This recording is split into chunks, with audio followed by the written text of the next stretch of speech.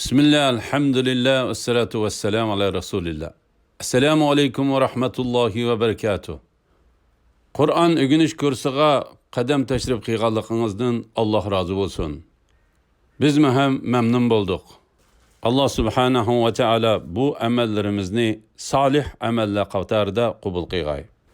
Bu derslikimiz birinci ders Kur'an'ni tushunishning oddiy usuli, birinci bab namaz ve bundan keyin o'tiladigan 20 saatlik kursning asos mazmunni muqaddima tushuntirilishi bo'ladi. Aldı bilan Allah subhanahu va taolaning bizga Qur'onni tushunishning oddiy usuli programmasini o'rganishga fursat berganligiga hamd aytamiz. Bu programma Qur'onni tushunish akademiyasining qurg'uvchisi va mudiri doktor Abdulaziz Abdurrahimninki qo'llashi va ruxsat berishi bilan keng ommaga tarjim qilinib taqtildi. Rabbim Allah subhanahu va taoladan bu amgigimizni qilish jarayonidagi kamchilik, nuqsonliklarni kechirib yetib, mushu amgigimizni qo'llag'uchi, qatnashchi, taqatchilarga to'liq ajr azim berishini tilaymiz. Bu birinci derslikten biz inşallah şularni o'rganamiz. Yani Kur'an'ni tanıştırış, Euzu billahi mineşşeytanirracim'den başlaş.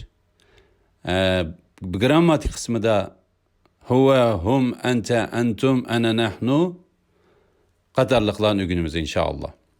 O'rganish yetakchisi de bu derste biz Kur'an-ı Kerim'deki taxminen 4777 qitim tekrarlanıp keldigan 11 yeni ham sözünü ögünü alımız inşallah. Elhamdülillah, barcha hamd sana Allah'a xastır. Biz bu dersini tamamlaganda Kur'an'da taxminen 7250 qitim uchraydigan 13 ham sözünü ögünü alımız inşallah. Kur'an-ı Kerim'de 4500 söz taxminen 78.000 qitim tekrarlanıp keldi. Allah subhanahu wa taala hammamizga mush 78.000 tekrarlanıp keldigan 4500 ham so'zni pat fursat ichida ixlosmandlik bilan o'rganib olishimizga yordam qilgay. Aldı bilan jazakumullohu xayran. Bu engikimizni taqtishga yordam berganlarga Allah subhanahu wa taala eng katta yaxshi mukofotlarni ato qilgay. Mübarek bo'lsin. Ya'ni Qur'onni, Allohning kitobini o'rganishga boshlaganligingizga muborak bo'lsin. Shuni ta'kidlab o'tishga to'g'ri keldiki, meningki bu yerdagi saviyam men olimlardan, ustozlardan o'rgandim. Bu yerdagi men mushu saviyam bilan normal avam xalqqa, ya'ni boshqalarga o'rgataman. Endi bu darsligimizda qo'llanadigan uslublar, bu darslik tuvendi kitoblarni ko'zdan kechirish orqali qo'lga keltirilgan zamonaviy usullarni asos qilgan. Ya'ni Hindiston, Pokiston, Bengal, Indoneziya, Angliya ve Amerika'da nashr qilingan arab tili grammatikasi, Qur'ondagi so'zlarning statistikasi, o'qitish andizasi, ikkinchi tilni o'rganish quroli, ya'ni chet elliklarga ingliz tilini o'rgatishdagi eng yangi uslub, so'zlik ko'paytirish va hokazolar. Menga tafakkur, unumlik yashash ve nervi til sistemisi qatarlıq uslublarni qo'llangan. Bu derslikning nishonlari, ya'ni 20 saatlik derslikning nishoni, birincisi biiznillah sizni Qur'onni tushunishning oson ekanligiga qoyil qilish. Undaqda Qur'onni tushunish bizdan nimalarni talab qiladi? Dünyadaki besilgan Qur'onning eng ko'p uchraydigan basm nusxalariga qarasak, Qur'onning eng ko'p uchraydigan basm nusxalarida mushafning bet soni taxminan qancha bet bo'ladi? Deb baqayli. 600. Maşallah. Her betteki kursanço 15. Her bir kurdaki o'ttirchi söz sani taxminan 9. Her bir betteki umumiy söz sani taxminan 130. Yani 15'ni 9'a köpeytsek 135 taxminanlashtirsak 130. Yani Kur'an'daki umumiy söz sani 130 sözni 600 betki köpeytsek bu taxminan 78 ming, yani 80 mingdan töven chiqadi. Allim, yani ügütün. Nemin ügütimiz? Meşedeki 600, 15, 9, 130, 78 ming. Qatarlıq muş sanla Kur'an'da çıkan. Allim, muşun ügütün. Allim, muşun ügütün. Aldı bilen Resul sallallahu aleyhi ve sellem'nin ki hadislerden tanışıp ödülü. Resulullah sallallahu aleyhi ve sellem şundak degen. Sizlerning eng yaxşınla Kur'an'ni ügengen ve ügetkenlerinladır. Bu hadisni derhal ameliyatingizga tatbiqlang. Bu sanlarni yuqorida ügünüp ötken sanlarni eninizde o'ltirgan do'stingizga ügütün. Ailengizga, bola-vaqinlaringizga, hamrohlaringizga ügütün. Tamamlagan aman u sizga ügetsin. Shunday qilib yodimiz tutamiz inshaalloh. Kur'an'ni ügüniş şundak asan. Allah subhanahu wa ta'ala biz Kur'an'ni tushunishni ve est saqlashni osonlashtirdik degan. Şuna Kur'an'ni ügüniş qiyin degan gap şeytanning vesvesisidir. Bundak gapni xiyolingizga mı keltirib qolmang ve hem ağzınızdan mı çıkarıp yürmang. Acaba biz Allah subhanahu ve Taala'nın Kur'an'daki sözüge karşı çıkımız mı? Allah bizni afu qilg'ay. Nauzubillah. Endi biz Kur'an'la ügünüşünün qandaq asan ekanligini misoldan ko'rib baqili. Eğer siz bir namazdaki her bir sözün ma'nosini ügünüp olsangiz, mesela biz gündelik namazımızda köp o'qiydigan surelerin ma'nolaridan Sure Fatiha, Sure Asr, Nasr, Kafirun, İhlas, Falaq, Nas. Hem şunu bilan birge şu namazlarımızın to'liq ado bo'lishiga ketadigan azan ve tekbirning ma'nolari, tahorat elishdiki duolar, ruku sajdada qiladigan duolar, zikrlar, tashahhud, ya'ni at-tahiyyatu lillahi ve salavat, buning ma'nolari Allohumma salli ala Muhammad, Allahümme barik ala Muhammed. Hem Rabbena atina fid dunya hasene ve fil ahireti hasene ve qina azaben nar. Qatarlıq dualarının ma'nolarini bilivilish bilan birge bütün beden ishqisilindigan, yani TPI, favqulodda oddiy grammatika orqali Qur'onda 41 ming qitim ko'rildigan yoki Qur'onning 50%ni yoki her bir qurdaki sözlerinin yerimini egillaydigan 232 sözünü ügünüp alalaymiz inşallah. Yani Kur'an'daki her iki sözünün biri namazda uçuraydı. Bunu mu ügütün özara inşallah. Bu 20 saatlik ders tügegenden keyin siz yine köp oqiladigan dualarni asas qilgan iki ders orqali taxminan 300 sözünü ügünüp olasiz. Ve Kur'an'daki sözlerinin 70%'ni şundaqla zörür grammatikalik bilimlerini egallab bo'lgan bo'lasiz inşallah. Endi bu 3 ders tugagandan keyin dastlabki paradagi her bir qurda siz bilmaydigan söz 2dan az bo'ladi. Bu 3 derslik tugagandan keyin her bir bet qoladigan notanish so'zlarning miqdori birinci parada 20 etrafında. Siz bilmeydiğin sözlük kapkalıdı. İkinci paradan 5. paragacha 12 kilo xat qalıdı. 6. paradan 28. paragacha her bir bette fakat 6 etrafında ham söz kapkalıdı siz bilmeydiğin. 29. para 30. paralarda 12'den ham söz kapkalıdı. Endi bütün Qur'onni o'rganib chiqmoqchi bo'lsak, bu 3 darsdan keyin Qur'onning har bir bitiga yarim soat ketadi. Ya'ni 600 betga faqat 300 soat ketadi. Biz hozir tanishtirib o'tgan 20 soatlik kursdan 3 kursni 60 soat deb hisoblasak, ma 300 soatni qatqa vaqtida jami 360 soatlik ketadi. Elhamdülillah, bu bekli oson emasmi? Hayotda plansız yaşaganlik mag'lubiyat uchun plan tuzganligingiz bo'ladi. Ya'ni plansizligingiz mag'lubiyat uchun plan tuzganligingizdir. Endi bu Qur'onni tushunishning qanchalik oson ekanligini bilgansiz, shunga plan tuzing inshaalloh.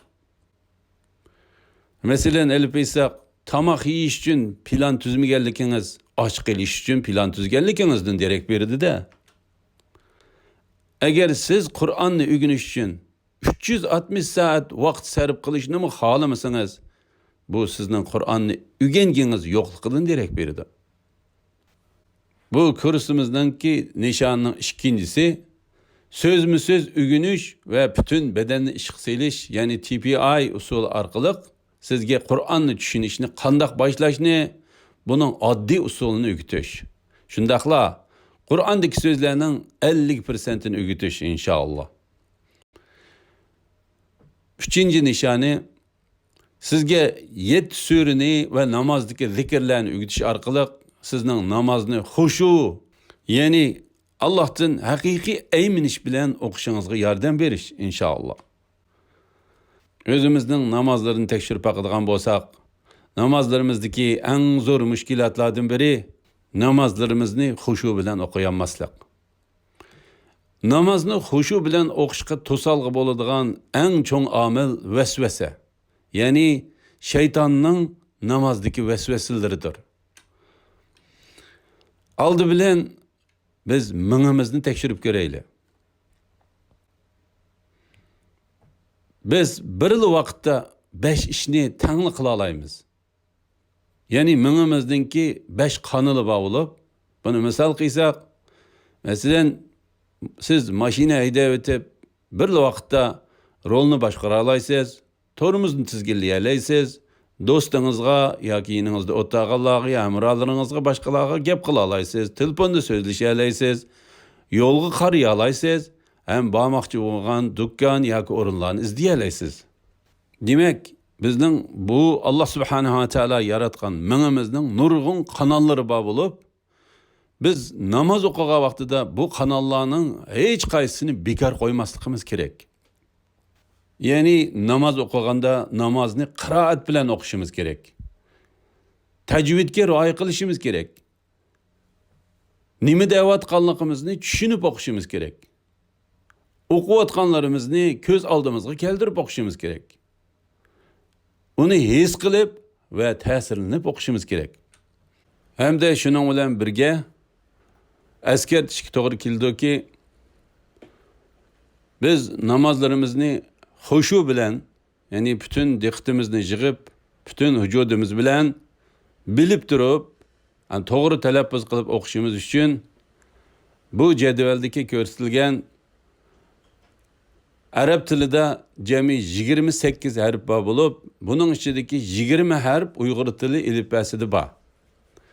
Siz faqat yuqorqi jadvalda sol tarafda ko'rsatilgan 8 harfni, ya'ni ha, ta, ayn, sod, fa, zol, dod, lo qatorliq 8 harfni to'g'ri talaffuz qilishni o'rganib olsangizlar, Arabchini, ya'ni jumladan Qur'onni to'g'ri tajvid bilan o'qiy oladigan bo'lsangiz inshaalloh. Bu 8 harfni va qolgan harflarni to'g'ri talaffuz qilishni o'rganib olish bizningki Qur'onni, ya'ni namozni xushu bilan o'qishimizga, to'g'ri ajrga erishishimizga bevosita foydasi bo'ladigan bir usul.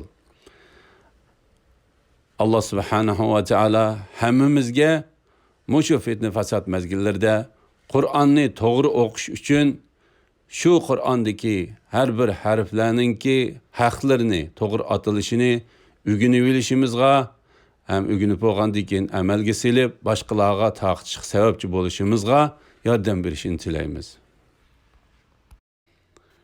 Agarda unda qilolmasak, shayton bizga osonlam hujum qila oladi-da, bizning namozimizni buzib yutadi. Oddiy bir inson bo'lish sifatimiz bilan agar biz namozda nima deyotganligimizni tushunmasak, diqqatimizni yig'a olishimiz asosan mumkin emas. Bu ders namozni va uningdagi har bir zikrni tushunib, namozda haqiqiy xushu hosil qilishni asosiy maqsad qilgan. Bu 20 soatlik kursimizning nishonlaridan 4-inchisi sizga Qur'onni hayot qanday tatbiqlashni o'rgatish beiznillah.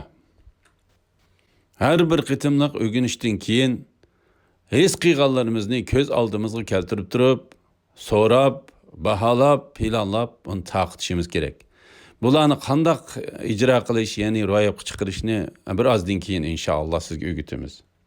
Bu darslarimizdagi yana bir nishonisi, ya'ni 5-inchisi e'tiqodingizni kuchaytirish va amallaringizni yaxshilash.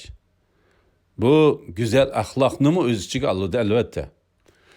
Namoz har kuni bizning Allohga, oxiratga, Alloh nozil qilgan kitoblarga, payg'ambarlarga va qado ham qadarga, taqdirga bo'lgan iymonimizni 5 vaqt yengilishimizga yordam beradi. Namoz yana bizning yomon amallardan saqlanishimizga yordam beradi. Allah subhanahu va taala Qur'oni Karimda innas salata tanha anil fahsha'i vel munkar. Tercümesi namaz hakikaten qabih ishlardan va gunohlardan to'sidi degan. Shu vajdan agar biz namozlarimizni isloh qilsak, Alloh xolisa hayotimizning qolgan qismimi isloh bo'ladi. Bu darslik nishonlardan 6-inchisi sizga Qur'onni asos qilgan arab ig'iz tilidagi 100 jumlani o'rgatish. Buni grammatik qismida o'shirtisiz inshaalloh. Bu darsning o'zigacha alayidliklari. Biz darsimizni hada baytun kabir, ya'ni bu cho'ng uydir degandek jumlalar bilan boshlamaymiz. Albatta siz hada baytun kabir degan so'zni qayerda ishlatasiz?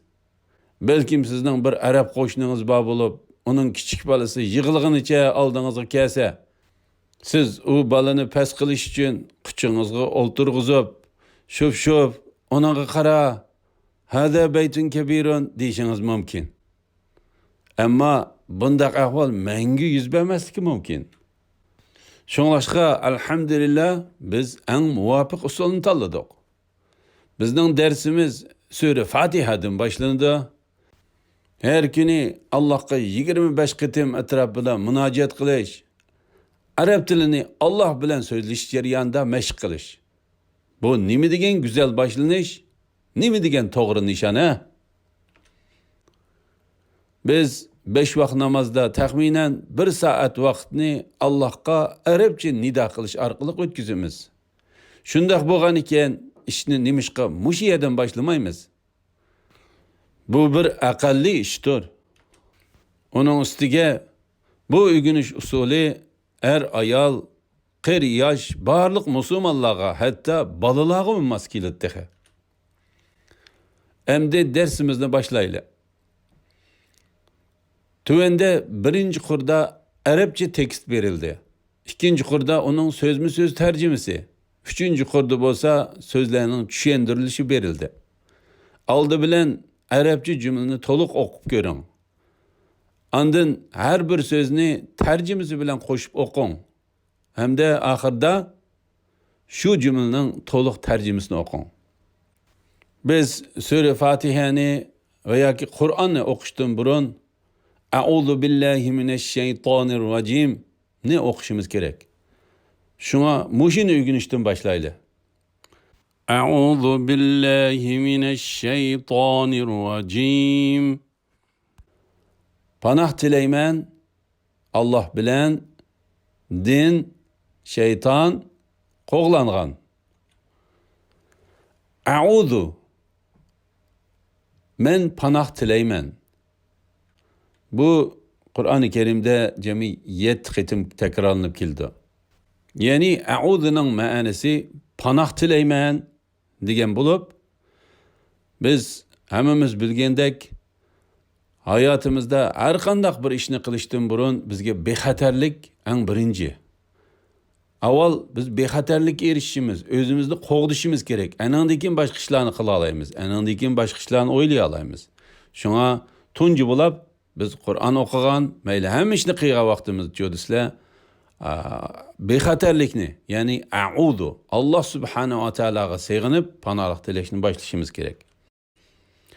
Billahi, Allah bilan.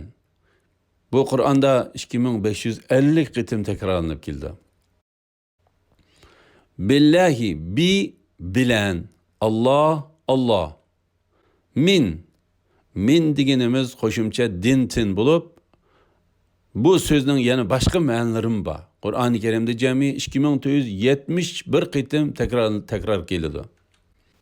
Ash-shayton, alif lam al, bu şeytan, şeytan. Şeytan birlik, shayotin ko'plik jami bo'lib 88 qitim takrorlanib keldi. El-rajim.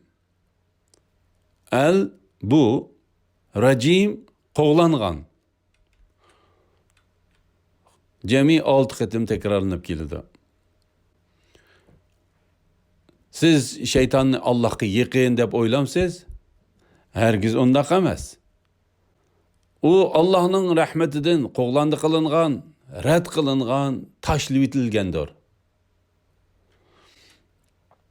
Her qitim qiroat qilganingizda, ugunishdan keyin his qilganlaringizni ko'z oldingizga keltirib, so'rab, baholab, planlab taqting. Bunun qandaq icra qilindiganligini keyingi bosqichda o'rganamiz inshaalloh. Allah subhanahu va taolo osmonda arshning ustida bo'lsa-mu, lekin ilmi orqali bizga to'limi yaqindir. U bizning o'ylaganlarimizni-mi, ko'nglimizda pikkanlarimizni-mi bilib turdi. Yuqoriqi panoh tilash duosini Allah duoyimizni cho'qim ijobat qiladi degan qat'iy iymon bilan qiling. Ondaqda biz şeytan to'g'riliq azroq tushunchaga erishaylik. Şeytan zodi kim? U bizning eng cho'ng va eng xatarlik dushmanimiz. U Adem alayhissalomning davridan tortibla insonlarni ozdirishda g'oyat zo'r tajribaga ega bo'lgan. U hatto Adem alayhissalomni ozdirib jannatdan chiqib ketishiga sababchi bo'lgan. Hazır hayat yaşayotgan hech qaysimiz şeytanga qarshi turishda Adem alayhissalomdan aqlliq bo'la olmaymiz. Şeytan Allah subhanahu va taologa o'zining bizga o'ng so'l oldi keynimizdan hujum qiladiganligini aytgan. Yana bir yeri biz şeytanni ko'ra olmaymiz. Uni ura olmaymiz va yoki uni o'tirib o'tmaymiz.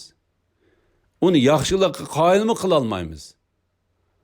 Şu vecdin şeytanga qarshi birdan bir eng kuchli chora yuqorqi jumlada ko'rsatilgan shaklda Allohga sig'inib şeytanning sharridan panoh tilashdir. Şeytan Allohga osiylik qilganlikdan Allohning rahmetidan qo'g'langan. Bu qo'g'landi şeytan bizning o'ziga ergishishimizni va o'ziga o'xshash bo'lishimizni orzu qiladi. O her vaqt bizni do'zaxga kirgizish uchun harakat qiladi. Shuning uchun har vaqt shaytonning hujumidan keladigan xavfni unutib qolmay, xuddi bir necha kun osh tomoqsiz qilib, ochliqdan qiynalib yemeklik tilagan tilamchiga o'xshash shaytonga qarshi Allohdan panoh tilayli. Her birimizning yinida, uyida, ishxonasida, bozorda biz yolg'iz qolgan vaqtlarimizda yoki telefon o'ynayotgan vaqtlarimizda yoki kompyuterning oldida turgan vaqtlarimizda va yoki do'stlarimiz bilan birga bo'lgan vaqtlarimizda yenimizda turib bizga vasvas qiladigan birdan shayton bor. Biz har vaqt şeytan bilen to'xtovsiz urush altida turamiz. Bexatarlikni birinchi o'ringa qo'yish şeytanga qarshi bu urushda utuq qozongan kishining odatidir. Shundaqla bu biz sura Fatihada o'rganmoqchi bo'lgan 12 odatning birinchisidir. Ya'ni şeytan vesveselerinden utuq qozonish uchun yetildiradigan 12 odatning birincisi şeytanning vesveselerinden Allah subhanahu wa ta'alaga sığınıp panoh tilash kerak. Endi dersimizdeki Euzu billahi mineşşeytanirracim'nin tercümesini kılıp ögünen. Siz bu dersliklerimizden nimelerni ögüneleysiz? Siz bu derslikten Kur'an-ı Kerim'deki en kısa sürelerden 7 süre ve namazdaki zikirler ve ulanın tercümeleri yani manalarını yine addilaştırılgan Arap dili grammatikisi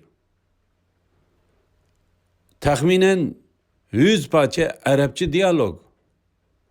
Bulardan sırt tasavvur ve his qilish orqali qiraatni qandoq yaxshilash, bu sura ve zikrlarni hayotimizga qandoq tatbiqlash qatorliqlarni ve shundaqla yuqorqilarning hammasini faqat 20 soatda tamamlay olasiz inshaalloh. Endi namozlarimizni yana tekshirib bakadigan bo'lsak, namozlarimizda 3 og'ir masala bor. Belki sizde bu meseleler bo'lmasligi mumkin. Allah subhanahu wa ta'ala hammamizga bu meselelerden qutulishga yordam qilgay. Birinchidan biz namoz o'qiganda biz qiroatni bek tiz qilamiz. Misolga ilib qo'ysak, agar bizning bir katibimiz bo'lib, o katibimiz bizga ashundaq tiz gap qilsa, biz cho'qim unaga aldırmayrak gap qilsangchi, sen gap qilishni bilamsan yo'q demasmizmi? Biz namozda xiyol surishga nihoyat amroq. Agarda shu katibingiz sizga, "Efendim, siz haqiqatan esil odam, sizga ko'p rahmat, yaxshiligingizni unutib qolmayman" desa, ammo siz onun xiyalının başqa yer ekanligini, sizga gap qilgach, top o'ynashni, nas kerak setilishni xiyol qilib yurganligini bilsangiz, onun teşekkürlerinden memnun bo'lasizmi? Biz hissiyatsiz qiroat qilamiz. Katibingizning sizga aldırmay hem diqqatini yig'ib, ammo hissiyatsiz şekilde o'likdek gap qilishini yoqtiramsiz. Biz namozni ana shundoq o'qiymiz. Yani hissiyatsiz o'lik namozdek. Allah subhanahu wa ta'ala hammamizga tevfik hidayet ata qilgay. Namozlarimizni isloh qilishimizga yordam qilgay. Amin. Hammamiz bilginimizdek Allah subhanahu wa ta'ala bizni bu dunyoga ibodatga yaratgan. İbadetning hammasida sinoq bo'ladi. Yoki o'z nafsimiz uchun tanlash, yoki Allah subhanahu wa ta'alaning roziligi uchun tanlash. Her bir amellerimizde Allah'ın rızalıqını közlügen asasta niyet hem bağlışımız gerek. Hem de namazdaki vesveseki kileyli. Bir sahabe Peygamber aleyhissalatu vesselam'a namazdaki vesvese hakkında şikayet kılıp, şeytan men bilen namazımның, qiraatimның arasına kirip, meni iliştiriydi devidi. Peygamber aleyhissalatu vesselam, o Hanzab isimli şeytandır. Eğer o sana vesves qilsa, Allah sığınıp onundan panoh tilgen ve sol yanına 3 qitim quruq tükürgen degan. Endi biz bu sahabenin vesvesiga tutgan çaresiga qarab baqayli. O sahabe, men shunda qilgan edim, Allah subhanahu wa ta'ala uni mendan yiroqlashtirdi degan. Sahihul Muslim 2203 hadis. Biz qiroat qilishdan ilgari mush hadisga amal qilishimiz lozim. Ammo bunday qilishdan ilgari xuddi biz dunyolikda o'g'ri kirishdan saqlanish uchun uyimizning eshik derazalarini mahkam taqab, o'g'ir kirishning oldini olganimizga o'xshash, mingimizning shayton kiradigan eshik derazalarini taqishimiz kerak. Ondaqda bu eshik derazalar yoki mingining kanallari zodi nima? Buni kelar qitimizda o'rganamiz inshaalloh. Alhamdulillah. Bugungi darsimiz Qur'onni tushunishning oddiy usuli. Birinci ders namaz. Ve şunun bilan birga bundan keyingi o'tiladigan 20 saatlik dersning umumiy tushuntirishini angladinglar. Endi biroz dam olgandan keyin birinchi darsning ya'ni grammatik qismi, ham so'z qismini o'rganishga boshlaymiz inshaalloh. Ve sallallahu ala Muhammad ve ala alihi ve sahbihi ve sellem. Esselamu aleyküm ve rahmetullahi ve berekatuhu.